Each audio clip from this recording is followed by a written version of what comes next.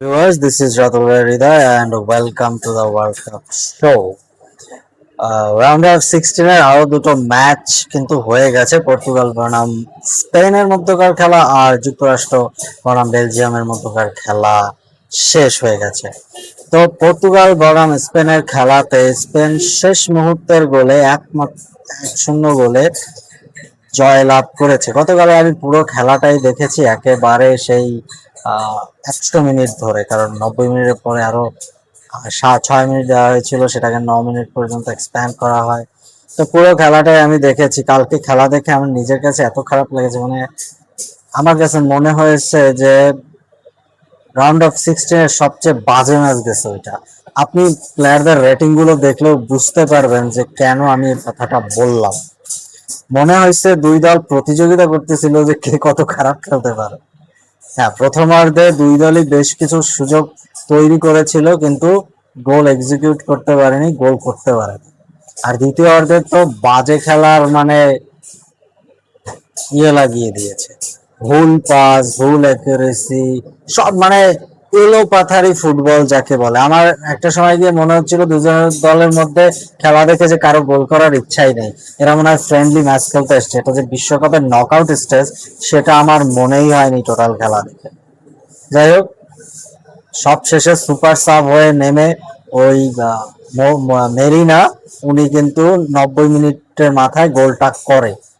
যখন 90 মিনিট শেষ হয়েছে, কেবল যে ফোর্থ অফিসিয়াল রেফারি 6 মিনিট হবে ওটা জানাইলেন, ওই সাথে সাথেই উনি গোলটা করলেন।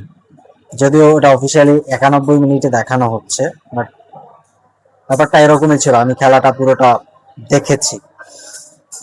তো এই পর্তুগালের এই হারের মধ্য দিয়ে রোনাল্ডো হেরে গেল, রোনাল্ডোর বিদায় হয়ে গেল বিশ্বকাপ থেকে। এবং আমি ওনাকে নিয়ে অত বেশি এক্সাইটমেন্ট বা অত বেশি কিছু কষ্ট পাওয়া এসব দেখাচ্ছি না, কারণ উনি অফিসিয়ালি এখনো জানাননি উনি অবসর নিচ্ছেন কিনা। কারণ আগে একবার অবসর নিয়ে আবার ফিরছেন, তো যখন অবসর নেবেন তখন হয়তো ওনাকে নিয়ে কথা বলবো।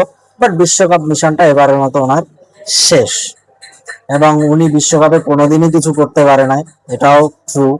আজকে আবার সংবাদ মাধ্যমগুলোতে দেখলাম যে উনি নাকি বলছে ওনার বিশ্বকাপ জেতার দরকার নাই, উনি 2016-তে যে ইউরো জিতছে ওটাই বিশ্বকাপের সমান। তার আগে বিশ্বকাপ শুরু হওয়ার আগে এক ইন্টারভিউতে উনি বলেছিলেন এই 6-7টা ম্যাচের একটা বিশ্বকাপ দিয়ে একটা প্লেয়ার ডিফাইন করা যায় না।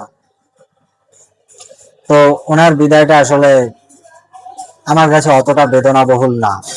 হ্যাঁ, নেইমারের বিদায়টাতে আমি একটু হলেও কোথাও না কোথাও খারাপ লেগেছে, যদিও আমি ব্রাজিলিয়ান সাপোর্টার না। তারপরে এবং আমি ব্রাজিলের বিদায়টা ওইভাবে মেনে নিতে পারি নাই, কারণ হচ্ছে আমি চেয়েছিলাম ব্রাজিল যেন অন্তত কোয়ার্টার ফাইনাল বা সেমিফাইনাল পর্যন্ত থাকে।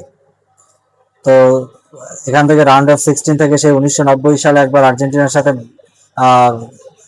হেরে বিদায় হয়েছিল ব্রাজিল, আর এবার এত বছর পরে রাউন্ড অফ 16 থেকে বিদায় হলো। তো এটা একটু আমার কাছে অস্বস্তিকর ছিল। কিন্তু রোনালদোর জন্য না, সত্যি বলছি আমার অতটা খারাপ লাগছে না ওনার বিদায়তে। কারণ আমি জানি না, কারণ ওনার নিজের কিছু বেফাস মন্তব্যের কারণেই হয়তো। যাই হোক, ও প্রসঙ্গে না যাই। পরের যে ম্যাচটা ছিল বেলজিয়াম ভার্সেস যুক্তরাষ্ট্র, ভীষণ হাই ভোল্টেজ ম্যাচ ছিল, এবং যুক্তরাষ্ট্রের বিদায়ের মধ্য দিয়ে তিন আয়োজক দেশেরই মূলত রাউন্ড অফ 16 থেকে বিশ্বকাপ মিশন শেষ হয়ে গেল। ওখানে বেলজিয়াম 4টা গোল করেছে, শেষ মুহূর্তে ইনজুরি টাইমে লুকাকু একটা গোল করেছে। আর যুক্তরাষ্ট্রের যে গোলটা হয়েছে অসাধারণ একটা গোল ছিল, 31 মিনিটের মাথায় একেবারে বক্সের বাইরে, বক্সের বাইরে থেকে একটা সেট পিসের মাধ্যমে, কি অসাধারণ গোল। মানে বেলজিয়ামের যে গোলকিপার, উনি পুরোপুরি মানে পেনাল্টিতে যেরকম ডস হয় ওরকম ডস পেয়ে গেছে। উনি ব্রিলিয়ান্ট একটা গোল ছিল। এই যখন অবস্থা, তখন আরো দুটো ম্যাচ মাত্র বাকি আছে রাউন্ড অফ 16-এর, যেটা হচ্ছে আজ রাত 10টায় আর্জেন্টিনা, বিশ্ব চ্যাম্পিয়ন আর্জেন্টিনা ভার্সেস মিশরের মধ্যকার ম্যাচ। আর এরপরে রাত 2টায় সুইজারল্যান্ড ভার্সেস কলম্বিয়ার ম্যাচ। এখন এখানে আমি যদি প্রেডিকশন করতে চাই তাহলে আমি বলবো যে আমি আর্জেন্টিনাকে ডেফিনেটলি এগিয়ে রাখছি। কেপ ভার্দের সাথে ম্যাচটা তাদের সহজ যায়নি, সেখান থেকে যে ভুলগুলো তারা করেছে সেখান থেকে শিক্ষা নিয়ে নিশ্চয়ই মিশরের সাথে ভালো খেলবে। বাট মিশরের সাথে কখনোই আর্জেন্টিনা ওইভাবে খেলেনি, একটা মাত্র ম্যাচ খেলেছিল, মেবি 2008-এ বা 7-এ, সেই ম্যাচটাতে আর্জেন্টিনা 2-0 গোলে জিতেছিল মিশরের মাঠে বসে। এছাড়া কখনোই মিশর আর্জেন্টিনা মুখোমুখি হয়নি। দেখা যাক বিশ্বকাপের প্রথম মোকাবেলায় তাদের রেজাল্ট কি হয়। মোহাম্মদ সালাহর এটা শেষ বিশ্বকাপ। মোহাম্মদ সালাহর সামনে আর একটা রেকর্ড করার সুযোগ আছে, যে যদি একটা গোল করতে পারেন মিশরের হয়ে সর্বোচ্চ আন্তর্জাতিক গোল করার রেকর্ড তিনি করে ফেলবেন। তো অনেক কিছু হতে যাচ্ছে এই ম্যাচটাতে। হোপ ফর দ্য বেস্ট, আর্জেন্টিনার জন্য অনেক অনেক শুভকামনা।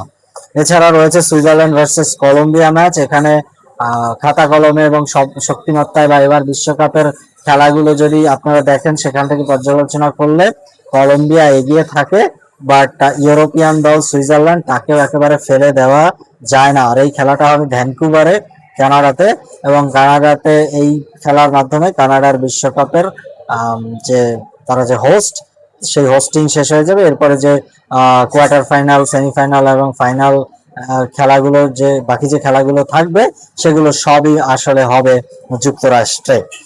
তো এই ছিল আজকের ভিডিও। সবাইকে ধন্যবাদ। আর রাতে ম্যাচ দেখার জন্য উদ্গ্রীব হয়ে থাকবেন সবাই, আশা করছি।